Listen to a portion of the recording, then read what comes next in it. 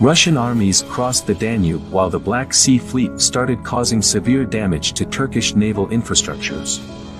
The Russian fleet won the first formal battle of the war in Sinop on November 30th. Despite the beginning of hostilities, European powers still attempted to find a diplomatic solution to the conflict.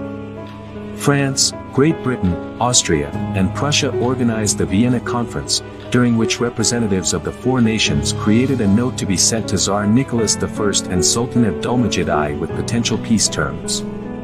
By late December, the proposals were met with approval by the Tsar but were rejected by the Sultan. The neutral powers modified the proposals to meet Constantinople's approval, but all of the amendments were firmly rejected by Russia. The contents of both notes is not known to us to this day. March 1854, Russian armies occupied South Danubian principalities. France and Britain sent a joint ultimatum to St. Petersburg, urging the Tsar to retreat. The envoys were ignored.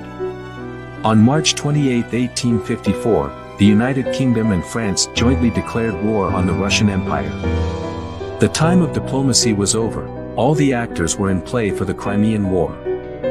In order to counter potential Russian domination on the Black Sea, French and British commands immediately planned the occupation of the Dardanelles. In the meantime, on the Danube's front, a new player threatened to enter the Crimean War, Austria-Hungary. Despite the strong alliance that tied Vienna to St. Petersburg, Austria feared potential consequences of Russian dominance in the Balkans. Starting May 1854, Kaiser Franz Joseph ordered a general mobilization of troops at the Danube, threatening to outflank the Tsar's army in the region. French and British troops arrived in June and immediately started harassing Russian divisions. In early July, Tsar Nicholas I was forced to abandon the siege of Vitebsk in Bulgaria and was pushed out of Giurgiu in Romania. In addition, the threat of an Austrian offensive from behind the Russian lines forced St. Petersburg to retreat from the Danube on July 26, 1854. The Allies attempted unsuccessfully to cut off the retreat. From that point onward, Austria occupied the Danube as a peacekeeping force while remaining neutral in the conflict. Allied forces began operations in the Black Sea in April 1854 with the bombardment of the ports of Odessa and Sevastopol. The Russians chose not to directly engage the enemy, adopting the fleet in being tactic, which consists of keeping the fleets mostly anchored at a port to avoid needless and guaranteed damage. No major battle took place, and the French and British gained control of the Black Sea without major losses.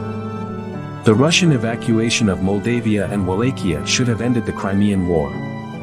However, the war fever in France and Great Britain was still high among the public.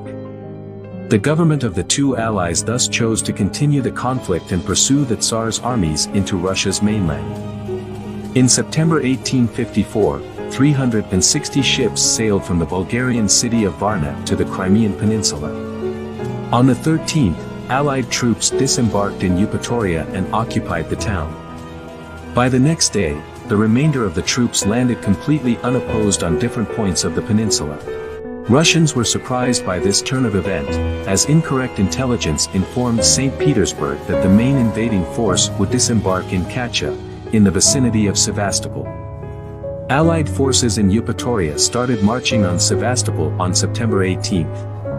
2 days later, they were confronted by a Russian army led by Alexander Menshikov during the Battle of the Alma, north of the city. The Tsar's troops lost the day but managed to inflict 3,300 casualties on the enemy while retreating in good order to the south. The heavy toll on Allied forces was blamed on various military errors and even a certain willing self-sabotage, as political objectives contradicted military goals, and more evident that French and British military leadership wanted to disengage from the war as the geopolitical objectives of the war had already been reached and none of the European powers wanted to continue antagonizing St. Petersburg.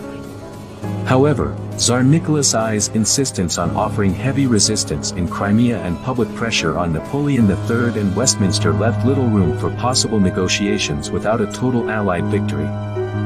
With none of the belligerents willing to make peace, soldiers on both sides prepared for a long and difficult conflict in the Crimean Peninsula. Allied troops suffered greatly from cholera outbreaks that slowed their advance, while Russian forces were progressively cut off from the rest of the country. In an attempt to break Nicholas I's will to fight, the Allies started marching on Sevastopol. The town was the home of the Russian Black Sea Fleet and thus an important strategic point.